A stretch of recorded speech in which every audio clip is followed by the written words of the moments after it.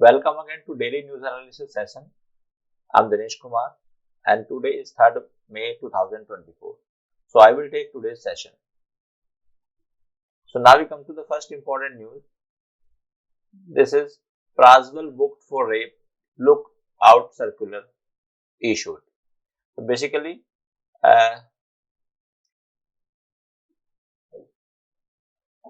he is an MP, Mr. Prajwal Revana from Karnataka, and he has been booked under various sections of IPC.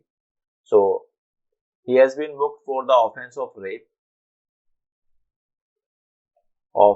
rape, kidnapping, abduction, and he is seeking for anticipatory bail, and lookout circulars has been issued against him.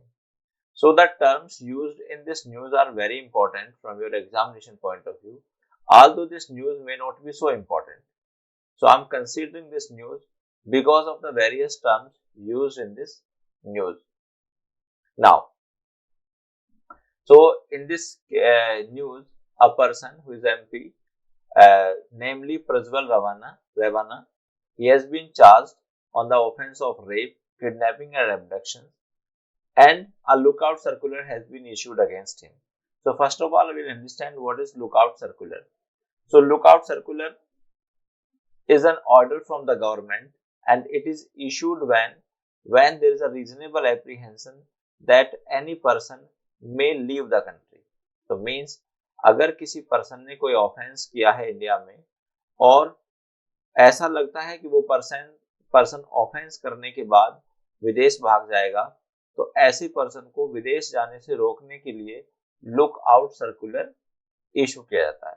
तो look out circular में होता क्या है कि जितने भी हमारे airport हैं, ये सारे इंफॉर्मेशन रिगार्डिंग उस पर्सन सभी एयरपोर्ट को भेज दी जाती है ताकि वो पर्सन किसी भी फ्लाइट से बाहर या विदेश ना जा पाए। ठीक है, अब हम आते हैं सेकंड पॉइंट पर, एंटीसिपेटरी बेल। तो एंटीसिपेटरी बेल क्या होती है? तो अब हम अगर देखें तो there are two kinds of offences under IPC. If we classify offences, so there are two kinds of offenses. One is bailable, other is non-bailable. Bailable means accused person has right to take the bail. So if accused person has committed the bailable offense, then he can claim the bail as a matter of right. But if he has committed the non-bailable offense, then he cannot claim bail as a matter of right. Then he cannot claim bail as a matter of right. Rather, it will depend upon the discretion of honorable court that whether the bail should be granted to that person or not. ठीक है, लेकिन यहाँ bell के बारे में मैं एक बात आप लोगों को बताऊं, देखिएगा कि नॉन बेलेबल ऑफेंस में ये बिल्कुल भी नहीं है कि उस पर्सन को बेल नहीं मिलेगी या कभी भी कोर्ट उस पर्सन को बेल नहीं देगा। This is very important point. ठीक है, देखिए बेल लेना उस पर्सन का एक राइट है even in the non bailable cases. कैसे है कि किसी भी पर्सन को जेल में रखना या जुडिशियल कस्टडी में रखने का मेन पर्पज इनिशियली ये होता है कि वो पर्सन टेम्परिंग विद एविडेंसेस ना करे, यानी कि वो एविडेंसेस के साथ छेड़छाड़ ना करे, इसीलिए उस पर्सन को जेल में रखा जाता है। और जब इन्वेस्टिगेशन कंप्लीट हो जाती है, यानी कि उसके खिलाफ जो भी एविडेंसेस हैं अगर वो कलेक्ट कर ली जाती हैं, तो उसके बाद लॉ क्या कहता है? उसके बाद लॉ कहता है कि उस पर्सन को बेल दी जानी चाहिए। तो it is the cardinal principle of criminal law that bail is a rule and jail is an exception. तो मतलब बेल क्या है? बेल एक रूल है और जेल एक एक्सेप्शन है। ठीक है, तो बेल मिलना, और कोर्ट भी जनरली बेल जो है ग्रांट कर देते हैं। हाँ, ऐसा हो सकता है कि जब तक बेल किसी पर्सन को ना दी जाए कि जब तक उसके खिलाफ इन्वेस्टिगेशन चल रही है। अब हम आते हैं एंटीसिपेटरी बेल पे। तो यहाँ पर हम समझते हैं kinds of bell.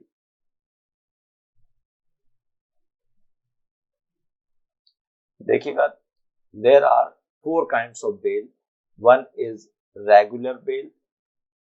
Regular bail means जब कोई पर्सन अरेस्ट हो जाता है किसी ऑफेंस में, और ऑफेंस में अरेस्ट होने के बाद उसको जब इन्वेस्टिगेशन कंप्लीट हो जाती है तब जो उसको बेल ग्रांट की जाती है, this is called regular bell. Second is anticipatory bail.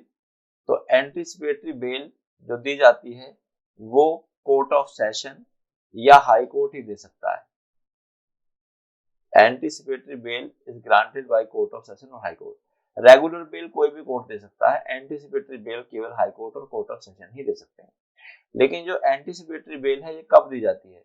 जब किसी पर्सन के खिलाफ कोई झूठा केस लगा है या उस पर्सन को ये रीजनेबल एप्रीहेंशन है कि वो किसी झूठे केस में फंस जाएगा, तब उसके अरेस्ट होने से पहले वो बेल सीक करता है फ्रॉम ऑनरेबल कोर्ट्स। ठीक है, तो अगर किसी पर्सन को ये रीजनेबल एप्रीहेंशन है कि वो अरेस्ट होने वाला है, तब वो पर्सन एंटीसिपेटरी बेल की डिमांड करता है ऑनरेबल कोर्ट से। अब यहाँ पर वो केवल डिमांड कर सकता है, उसको बेल दी जाएगी या नहीं दी जाएगी, it depends upon the description of the court. Third bail जो होती है हमारी, वो होती है डिफॉल्ट बेल। तो what is this default bail? देखिएगा, जो हमारी सीआरपीसी है उसमें देखेंगे कि जो इन्वेस्टिगेशन करने का जनरल टाइम है वो 90 डेज है और 60 डेज है। तो जब किसी पर्सन के खिलाफ एफआईआर रजिस्टर होती है, then police is required to investigate that case within 90 days और 60 डेज। ठीक है, उसको 90 डेज और 60 डेज में इन्वेस्टिगेशन करना उसके लिए मैंडेटरी होता है। अब अगर पुलिस ने इतने दिन में इन्वेस्टिगेशन कंप्लीट नहीं करी या चार्जशीट फाइल नहीं करी, तो वो पर्सन के पास क्या आ जाता है? उस पर्सन के पास डिफॉल्ट बेल का क्या आ जाता है? राइट आ जाता है। कौन सा राइट रहता है? डिफॉल्ट बेल का राइट आ जाता है। This is called default bail. Next is transition bail. Transition bail क्या होती है कि जब अपराधी को एक कोर्ट से दूसरे कोर्ट में पेश करने के लिए छोड़ा जाता है जेल से, this is called transition bail. So now we come to next offenses. So kidnapping and abduction. So kidnapping is an offense under section 359 of IPC. तो यहाँ पर 359 to 362 जो sections हैं, they deals with the kidnapping and abduction. हम brief में समझ लेते हैं। Kidnapping दो प्रकार की होती हैं। One is kidnapping from India and other is kidnapping from lawful guardianship. तो kidnapping from India जब किसी पर्सन को भारत से किडनैप करके बाहर ले जाया जाता है, it is called kidnapping from India. And second is the kidnapping from lawful guardianship. तो जब किसी पर्सन को, यानी कि लड़का हो या लड़की को हो, उसको उसके गार्जियन की कस्टडी से बाहर ले जाता है, तो this is called kidnapping from lawful guardianship. ठीक है, अब आप इसमें देखें कि जो किडनैपिंग फ्रॉम गार्डियनशिप है उसमें लड़की की एज है 18 ईयर्स। तो अगर किसी गर्ल को किडनैप किया जाता है तो लड़की का जो किडनैपिंग है वो 18 साल तक हो सकती है और बॉय की किडनैपिंग 16 ईयर तक हो सकती है। अब अगर किसी लड़की की उम्र 18 साल से ज्यादा है तो it will be an offence of abduction, और अगर किसी बॉय की एज 17 साल से ज्यादा है तो it will be an offence of abduction. तो एबडक्शन क्या होता है कि किसी पर्सन को डरा धमकाकर, कोई किसी भी पर्सन को डरा धमकाकर या गलत तरीके से उसको एक स्थान से दूसरे स्थान तक ले जाना, इट इज कॉल्ड एबडक्शन। ठीक है, नाउ अब हम अगर इस न्यूज पे आते हैं, प्रज्वल रेवन्ना, ऐसा माना जाता है कि वो पर्सन देश छोड़कर जर्मनी में चले गए। So now we come to next news. Law and order is a state subject, says supreme court on Bengal suit. अब यहाँ पर क्या है कि there is a controversy between the central government and state government, और दिस इज द रीजन कि ये जो डिस्प्यूट है ये ऑनरेबल सुप्रीम कोर्ट में आया। क्योंकि आप जानते हैं कि अगर सेंट्रल गवर्नमेंट और स्टेट गवर्नमेंट के बीच में कोई भी डिस्प्यूट होता है तो वो डायरेक्टली सुप्रीम कोर्ट जाता है। ठीक है, अब सुप्रीम कोर्ट कैसे जाता, देखो। The supreme court emphasise that law and order is the subject of state, affirming the principle of federalism in India. अब ये सिनेरियो क्या है, इसमें क्वेश्चन ये है ऑनरेबल सुप्रीम कोर्ट के सामने कि अगर कोई सेंट्रल गवर्नमेंट का एम्प्लॉय है, सेंट्रल गवर्नमेंट का एम्प्लॉय कौन? जिनको सेंट्रल गवर्नमेंट अपॉइंट करती है। अगर वो सेंट्रल गवर्नमेंट का एम्प्लॉय है और वो सेंट्रल गवर्नमेंट का एम्प्लॉय कहाँ है? वो स्टेट में काम कर रहा है। जैसे आप देखें, जो भी हमारे आईएएस आईपीएस लोग होते हैं ये एम्प्लॉय होते हैं सेंट्रल गवर्नमेंट के, लेकिन काम कहाँ करते हैं? काम करते हैं ये स्टेट में। तो अगर इन्होंने कोई ऑफेंस किया तो क्या डायरेक्टली सीबीआई इनको अरेस्ट कर सकती है, इनके खिलाफ एक्शन ले सकती है? even without the consent of the state। ये एक डिस्प्यूट है। क्यों? क्योंकि कुछ एम्प्लॉय जो कि वेस्ट बंगाल में काम कर रहे हैं, और वेस्ट बंगाल में आप जानते हैं कि ममता की गवर्नमेंट है, ममता जी की गवर्नमेंट है, और वहां पर जो सीबीआई है, CBI is under the central government, वो उन पर्सन के खिलाफ एक्शन लेना चाहती है, इनके एफआईआर रजिस्टर करना चाहती है। तो उस पर ये कंट्रोवर्सी आई। तो ऑनरेबल सुप्रीम कोर्ट ने यह डिसीजन दिया कि देखिए कि जो लॉ एंड ऑर्डर है, जब कहीं भी कोई ऑफेंस होता है, it is considered as the problem of law and order. ठीक है, क्योंकि कहीं कोई ऑफेंस हुआ, इसका मतलब लॉ एंड ऑर्डर का वायलेशन हुआ है, और लॉ एंड ऑर्डर सब्जेक्ट है स्टेट का, यानी कि उस पर कानून बनाने का जो एक्सक्लूसिव राइट है वो स्टेट के पास है। तो यहां पर लॉ ये कहता है क्या कि सुप्रीम कोर्ट ने ये कहा है कि भाई स्टेट की परमिशन ली जानी चाहिए, क्योंकि यहाँ हमारे देश में फेडरलिज्म का कंसेप्ट है, एंड फेडरलिज्म का मतलब ये होता है there is a division of power between the centre and state. Centre और स्टेट के बीच में क्या है? डिवीजन ऑफ पावर है। अब इस पे आर्ग्यू करते हुए हमारे जो सीनियर एडवोकेट हैं श्री कपिल सिब्बल जी, उन्होंने कहा कि अगर सीबीआई इस तरीके से स्टेट के काम में इंटरफेयर करेगी, ठीक है, यानी कि पुलिस की अथॉरिटी को अंडरमाइन करेगी, तो it will amount to the misuse of investigative agencies for political purpose. तो अब जैसे कि कई बार इस तरह के एविडेंसेस देखे जाते हैं और इंसिडेंट्स देखे जाते हैं कि जो सेंट्रल गवर्नमेंट है वो अपनी पावर का गलत इस्तेमाल करती है, क्योंकि सीबीआई और ईडी ये किसके अंडर आती है? सेंट्रल गवर्नमेंट के आती हैं। तो कई बार विद अल्टीरियर मोटिव और विद बैड मोटिव इस तरह की पावर को एक्सरसाइज किया जाता है। तो ऑनरेबल कोर्ट ने यही कहा कि भाई ये फेडरलिज्म का प्रिंसिपल है, और सेंटर को या सीबीआई को इस तरह से इंटरफेयर उसमें नहीं करना चाहिए। इवन इसमें एक एग्जांपल ये भी दिया है कि अगर देखिए कोई आर्मी का ऑफिसर कोई ऑफेंस करता है, तो उसको अरेस्ट करने के लिए पुलिस बुलाई जाती है। जनरली जो पुलिस है, police is the subject of state, तो डायरेक्टली उसमें सेंट्रल गवर्नमेंट की जो एजेंसीज हैं लाइक सीबीआई या ईडी, वो डायरेक्टली उसमें एक्शन नहीं ले सकती। Now we come to next news.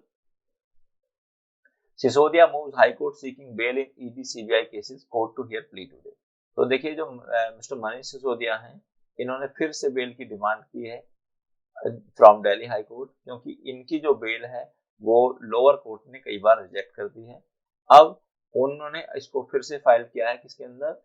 Honourable Delhi high court के सामने, और दिल्ली हाई कोर्ट जो है इस पे आज सुनवाई करेगा। तो what will be the decision? We will let you know. Now we come to next news.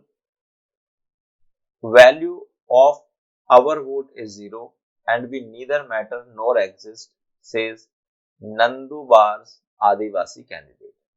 तो यहाँ पर क्या है?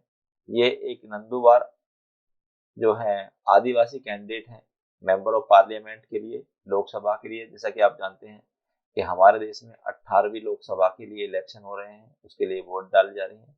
तो उन्होंने कहा है कि जो उनके राइट टू वोट है या उनकी वोट की कोई वैल्यू नहीं है, कोई भी उनसे मतलब कंसीडर नहीं करता उनकी वोट को। तो यहाँ पर हम जो फोकस करेंगे वो उस एस्पेक्ट पर करेंगे कि जो राइट टू वोट है उस पर हम फोकस करेंगे। तो क्या ये देखिएगा, आप जानते हैं कि हमारे देश में डेमोक्रेसी है।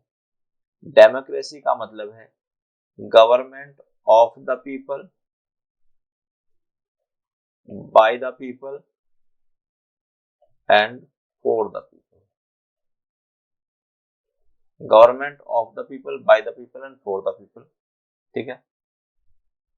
अब क्या हो रहा है कि जब ये सरकार हमारे देश में जो डेमोक्रेसी के आधार पर चुनी जाती है, तो यहाँ पर हर वोट की अपनी एक वैल्यू होती है। अब अगर किसी पर्सन या किसी कास्ट या कम्युनिटी के लोगों को वोट देने के राइट से डिनाई किया जा रहा है या उनको ये राइट नहीं दिया जा रहा है, तो कहीं ना कहीं उनका जो एक स्टैट्यूटरी राइट है, कौन सा राइट है? स्टैट्यूटरी राइट जो है वो वायलेट हो रहा है। What is statutory right? Statutory right is a right which is given by any law। ठीक है। अब अगर हम देखें हमारे देश में राइट टू वोट से संबंधित प्रोविजन हमें मिलते हैं section 62 of representation of people act. तो सेक्शन 62 अपने आप में कहता है राइट टू वोट, ठीक है, वोट देने का अधिकार।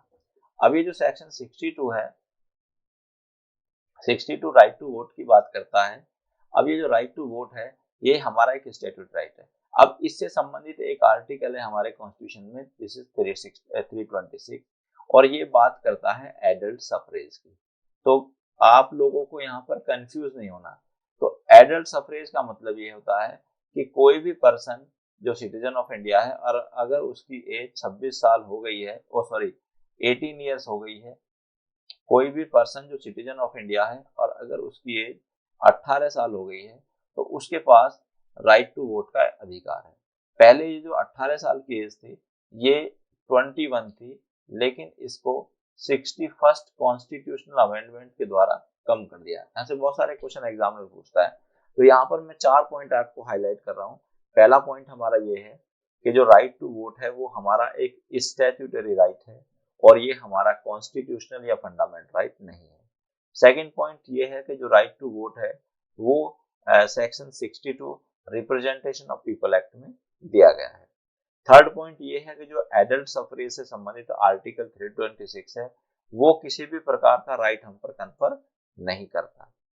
फोर्थ पॉइंट हमारा ये है कि अभी देश में, हमारे देश में जो वोटिंग एज है वो 18 साल है और ये जो एज है ये पहले 21 ईयर होती थी, लेकिन इसको 61st कॉन्स्टिट्यूशनल अमेंडमेंट के द्वारा रिड्यूस कर दिया गया है।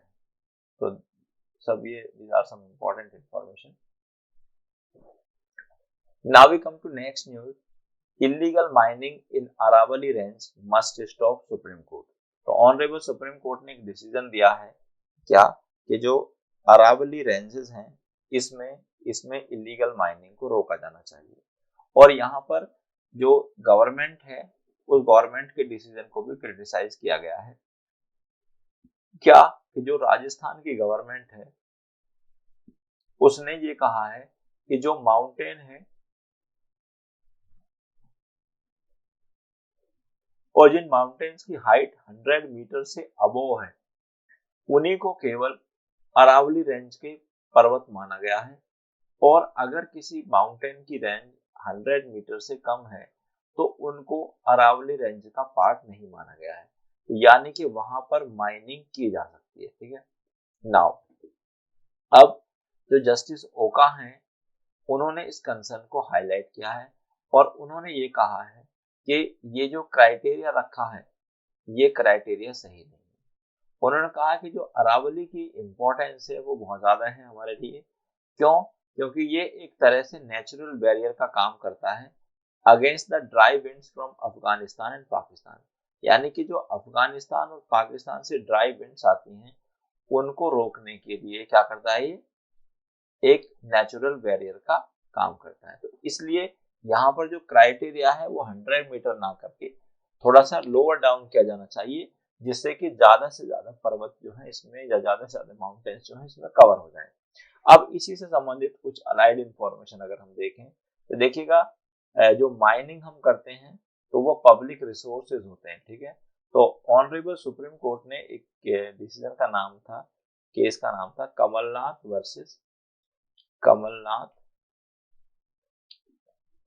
Versus union of India. इस केस में ऑनरेबल सुप्रीम कोर्ट ने एक डिसीजन दिया और इस केस में ऑनरेबल सुप्रीम कोर्ट ने एक डॉक्ट्रिन भी दिया जिसको हम बोलते हैं doctrine of public trust. It is called doctrine of public trust. अब what is this doctrine of public trust? तो डॉक्ट्रिन ऑफ पब्लिक ट्रस्ट में ऑनरेबल सुप्रीम कोर्ट ने ये डिसीजन दिया क्या कि जो भी हमारे नेचुरल रिसोर्सेज हैं वो सरकार के नहीं है, रादर सरकार उन नेचुरल रिसोर्सेज को पब्लिक के बिहाफ पर होल्ड करती है और पब्लिक के ट्रस्ट पर होल्ड करती है। इसलिए सरकार के पार्ट पर यह ड्यूटी है कि वो इन रिसोर्सेज को किसी भी एक इंडिविजुअल को नहीं दे सकती, या जब वो उनकी लीज किसी इंडिविजुअल को दे रही है तो गवर्नमेंट को ये कंसीडर करना चाहिए, फैक्ट कंसीडर करना चाहिए कि वो कोई व्यक्ति नेचुरल रिसोर्सेज का ज्यादा मिसयूज ना करे, जिससे कि हमारे जो राइट टू एनवायरमेंट है, राइट टू लाइफ से संबंधित है जो कि आर्टिकल 21 में है, वो अफेक्ट ना हो। रिसेंटली ऑनरेबल सुप्रीम कोर्ट ने यह भी डिसीजन दिया कि right against the adverse impact of the climate change is a fundamental right in India. इसका मतलब क्या है कि अगर गवर्नमेंट कोई ऐसी एक्टिविटीज करती है जो किसी भी प्रकार से सही नहीं है और it is going to affect the environment और या हमारे क्लाइमेट को अफेक्ट करना चाहती है, तो जो उसके अगेंस्ट उसके जो एडवर्स इम्पैक्ट होंगे वो हमारे पास नहीं होने चाहिए, हम पर नहीं होने चाहिए। और ये स्टेट गवर्नमेंट या सेंट्रल गवर्नमेंट की ड्यूटी है कि वो इस तरह की व्यवस्था बनाए जिससे कि किसी भी पर्सन पर इस तरह का कोई गलत प्रभाव ना पड़े। Now we come to next news. POCSO act objective can not be ignored supreme court. तो देखिएगा ये जो ऑनरेबल ये हमारा एक एक्ट है पोक्सो एक्ट, इसकी फुल फॉर्म है protection of children from sexual offences act. ठीक है, अब इसमें क्या हुआ कि एक माइनर के साथ रेप किया गया, ठीक है, और ट्रायल कोर्ट ने तो जो एक्यूज पर्सन था उसको कन्विक्ट किया, लेकिन जो वेस्ट बंगाल हाई कोर्ट है और कलकत्ता हाई कोर्ट है उन्होंने उसको एक्विट कर दिया और रीजन ये बताया कि there is a romantic link between the victim and accused. ठीक है, तो दोनों के बीच में एक रोमांटिक लिंक है, इसलिए जो है उसको छोड़ दिया एंड दैट कि जो इन दोनों के बीच में जो सेक्सुअल इंटरकोर्स हुआ होगा that was with the consent. ठीक है, बट ऑनरेबल सुप्रीम कोर्ट जो है इस डिसीजन से सेटिस्फाइड नहीं है और उन्होंने ये कहा कि यहाँ पर जो ऑनरेबल हाई कोर्ट है उनके पार्ट पर ये ड्यूटी थी कि उन्हें इस तरह का जो हमारे पॉक्सो एक्ट का जो ऑब्जेक्टिव है उसको समझना चाहिए था कि देखिए जो पॉक्सो एक्ट का जो ऑब्जेक्टिव है वो ये है कि जो हमारे चिल्ड्रन हैं उनकी प्रोटेक्शन की जाए सेक्सुअल ऑफेंसेस के अगेंस्ट या सेक्सुअल एब्यूज के अगेंस्ट। ठीक है, और अगर हम इस तरह की प्रोटेक्शन नहीं करते हैं तो ये कहीं ना कहीं क्या है, कहीं ना कहीं दिस इज रॉन्ग। तो उन्होंने ये कहा कि हमारे कोर्ट को ये समझना होगा कि जो पॉक्सो एक्ट है उसको एक ट्रू इंटरप्रिटेशन के द्वारा और जो एक we can say that the legal interpretation के द्वारा उसके ऑब्जेक्टिव को समझना है और हमको उसको इसी तरह से इंटरप्रेट करना है ताकि वो जो बच्चों को प्रोटेक्शन दी गई है इस एक्ट के द्वारा वो कहीं ना कहीं मिसयूज ना हो या उसका पर्पस डिफीट ना हो जाए। Now we come to next news. Manipur violence a year on, number of FIR brought down to 11,000 to 3,000। देखिए आप जानते हैं कि around 1 year back Manipur violence हुई थी हमारे देश में और जो मणिपुर वायलेंस हुई थी तो वहां पर 11,000 लोगों के खिलाफ FIR दर्ज हुई थी और अब वो FIR का जो है वो 11,000 से 3,000 हो गई। ठीक है, अब हम यहाँ पर समझेंगे एक टर्म FIR। तो देखिए क्या है, FIR की फुल फॉर्म होती है first information report. Second point ये है कि it is registered in cognizable cases. ठीक है, अब जनरल रूल ये होता है कि FIR वहीं पर रजिस्टर की जाती है जिस क्षेत्र में ऑफेंस होता है। तो सपोज ये एक एरिया है, इस एरिया में यहाँ ऑफेंस होता है और यहाँ पुलिस स्टेशन है तो FIR यहाँ रजिस्टर की जाएगी। ठीक है, अब एक कंसेप्ट होता है जीरो FIR। जीरो FIR क्या होती है कि देखिए जो जीरो FIR है it can be registered at any place in India, can be registered at any place in India. ठीक है, तो जीरो FIR का कंसेप्ट क्यों आया कि देखिए हो सकता है जिस पर्सन ने कोई ऑफेंस किया है वो पावरफुल पर्सन हो सकता है और अगर हम उस कंसर्न पुलिस स्टेशन में उस पर्सन के खिलाफ जाते हैं और पुलिस हमारी FIR रजिस्टर नहीं करती तो हम क्या कर सकते हैं, हम उसके खिलाफ जाके दूसरे पुलिस स्टेशन में FIR रजिस्टर करा देंगे और जब हम किसी दूसरे पुलिस स्टेशन में FIR रजिस्टर करा देंगे तो वो उस FIR को उस कंसर्न पुलिस स्टेशन के पास भेज देंगे, जिसका कॉन्सिक्वेंसेस ये होगा कि जब किसी भी ऑफेंस में FIR रजिस्टर हो जाती है then it is a duty on the part of the police to take the cognizance of that matter or to investigate that matter। FIR एक बार रजिस्टर होने के बाद उस पर कार्रवाई होती ही होती है और FIR को कभी भी वापस नहीं लिया जाता, बल्कि FIR को केवल क्या किया जा सकता है, FIR को केवल विदड्रॉ किया, वो क्वैश किया जा सकता है और FIR जो क्वैश होती है ये क्वेश्चन होती है सेक्शन 482 सीआरपीसी के अंदर। ठीक, now we come to next news, centre to train state police forces on new criminal law. तो जैसा कि आप जानते हैं कि हमारे देश में 3 नए क्रिमिनल लॉ आ रहे हैं। एक है भारतीय न्याय संहिता, दूसरा है भारतीय नागरिक सुरक्षा संहिता, और थर्ड है हमारा भारतीय साक्ष्य अधिनियम। ठीक है, 2023।